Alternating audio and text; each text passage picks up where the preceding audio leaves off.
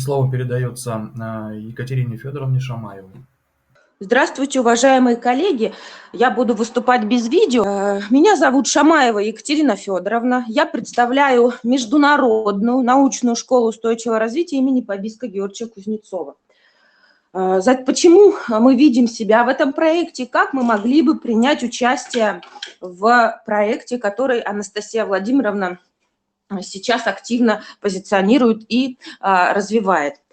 Дело в том, что ESG-трансформация предполагает взаимодействие социальных, экологических и экономических проектов, то есть как, развивая регион, сбалансировать социальную повестку, возможности биосферы, это экологическая повестка, и обеспечить рост уровня и качества жизни населения, развивая те или иные экономические отрасли в островном государстве, налаживая, как сказала уже Наталья, налаживая экономические взаимосвязи, обмены и товарооборот. Дело в том, что многолетняя работа научной и советской школы позволила сформировать некий базис и методический подход, который позволяет разрабатывать концепции такого сбалансированного развития маленьких, крупных территорий, городов, от города, муниципалитета до стран.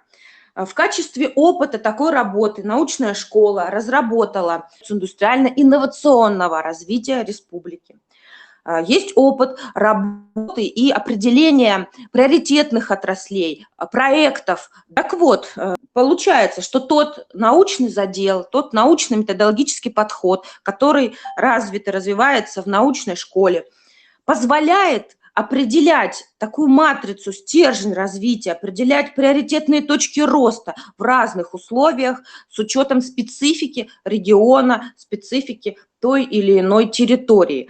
Соответственно, сбалансировав социальное, экологическое и экономическое развитие. Как такой пример разработки такой концепции, такого сбалансированных приоритетов мы сегодня представим. Я надеюсь, что мы все понимаем, что без единого матрицы, без единого классификатора, без системы, только набор проектов, который неясно, как он связывает в долгосрочной перспективе социальные и экологические возможности, экономически устойчивый рост обеспечивает. Это означает двигаться вслепую. Поэтому в первую очередь для реализации любых проектов, конечно, нужно выстроить эту систему на, конечно, государственном и бизнес-уровне, бизнес-сообществе. Затем обязательное наполнение проектами, их оценка для вклада в выбранную траекторию развития. Вот такой пример будет представлен моим коллегой. На этом я, наверное, закончу, передам слово следующему докладчику. Предоставляется Головину Андрею Аркадьевичу. Да, уважаемые коллеги, один из опытов разработки концепции устойчивого развития территорий на примере Республики Алтай, Россия. Наших коллег из Индонезии. На самом деле по определенным характеристикам численности населения, исторически развитым отраслям экономической деятельности, например, это сельское хозяйство и туризм, данная республика сопоставима с островами и с островными территориями. У нас встал вопрос, нужна нам эта концепция устойчивого территории, или мы справимся своими силами, когда каждый сам будет что-то делать. Мы всегда задаем вопрос вначале, а какую регион мы хотим увидеть, какой регион нам нужен, здоровый или больной, с высоким качеством жизни и уровнем счастья, бедный регион и слаборазвитый. И результат представлен. Большинство населения, значит, по результатам опроса говорит о том, что действительно концепция устойчивого развития, то есть сбалансированного экологического, социального, экономического развития, она любой территории нужна, в том числе на примере Республики Алтай. И вот здесь вот как раз на слайде представлена, значит, структура разработанной концепции. Вот. Здесь впервые в документе мы ввели в сам документ набор ценностей, как базисных вещей, которые позволяют, на чем фундамент, на котором строится наше любое долгосрочное развитие. Мы вводим и общие понятия, и принципы, и приоритеты единые для любой территории, но на основании которых мы должны соотносить свою социально-экономическую деятельность. Вот эта концепция в республике называется концепция ноосферного развития. Вот. Ну, мы можем говорить о концепции устойчивого ноосферного развития. И какие ценности на примере Республики Алтай мы выделили? Вот здесь на экране они представлены, и все эти ценности, которые вытекают из истории региона, они взаимоувязаны, и из них вытекают конкурентные коммерческие преимущества территорий, которые потом переводятся в конкретные, в том числе инвестиционные проекты.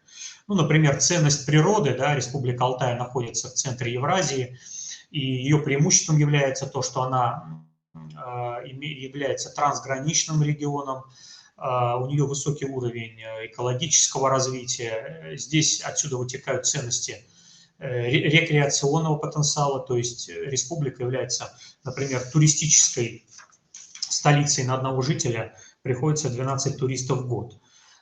Если мы говорим о культурном наследии республики, то здесь конкурентное преимущество, то, что это центр тюркской цивилизации, ну и так далее, и так далее. То есть здесь я хочу сказать о том, что любая ценность, которая выделяется на определенной территории, дальше может переводиться в конкретное позиционирование и представление этой территории на внешний рынок.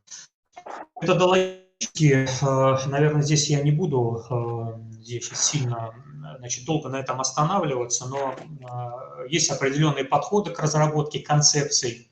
Они идут от практики, то есть снизу вверх, когда мы выявляем проблемы территории, ее потенциал, ее конкурентные преимущества. И здесь на примере Республики Алтай выделено, например, 42 противоречия, мешающих переходу к устойчивому развитию. То есть те противоречия, проблемы, которые нужно решить. А если мы идем сверху вниз, базируясь на научных законах устойчивого развития, то здесь мы вводим определенные, значит, принципы устойчивого развития и определенные приоритеты ноосферного развития, которые являются едиными для любой социально-экономической деятельности любой территории.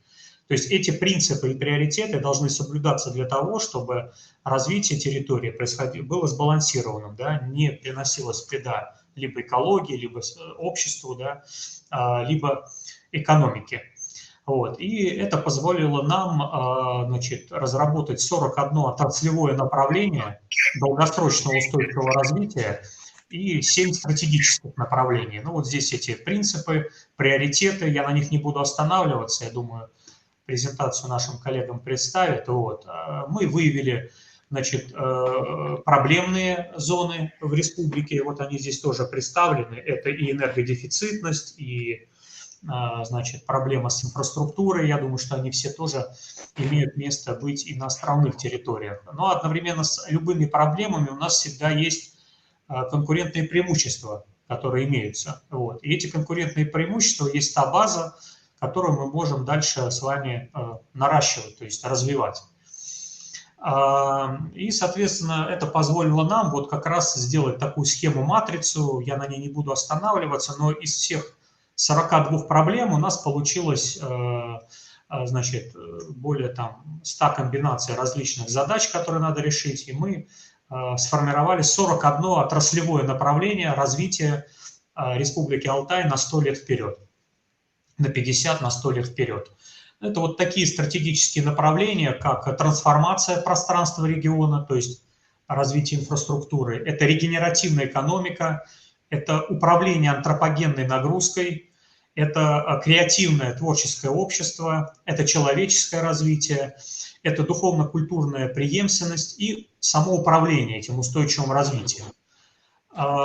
Здесь нужно отметить то, что вообще, когда мы говорим об устойчивой экономике, мы здесь в рамках республики выделили 3 основных направления. Это регенеративное направление, креативное и рекреационное. И в соответствии с этим выделены приоритетные отрасли экономики, которые в ближайшие 50 лет могут позволить экономике перейти, стать самодостаточной. Это помимо туризма и органического сельского хозяйства, также развитие санаторно-курортной деятельности, развитие культурного направления, научно-образовательного, цифрового и других. Как пример, чтобы быть ближе, да, к тематике, например, островных территорий, одно из стратегических направлений, например, регенеративная экономика. И здесь, если мы говорим об отрасли экономики, то здесь мы можем говорить о такой группе приоритетных мероприятий, как создание туристической инфраструктуры, цифровой карты туриста, формирование различных сезонных видов туризма по разным территориям, то есть деревням, кластерам, регионам. Это экотуризм, культурный, спортивный, элитный туризм и другие. Это развитие оздоровительного направления и создание курортного кластера и так далее, и так далее. То есть каждое из выявленных направлений, оно имеет конкретизацию в конкретных приоритетных проектах и мероприятиях, о которых я могу говорить долго, но я ограничен временем. Поэтому все эти мероприятия имеют проработку и могут быть предложены также и расширены для территории Индонезии. Спасибо за внимание.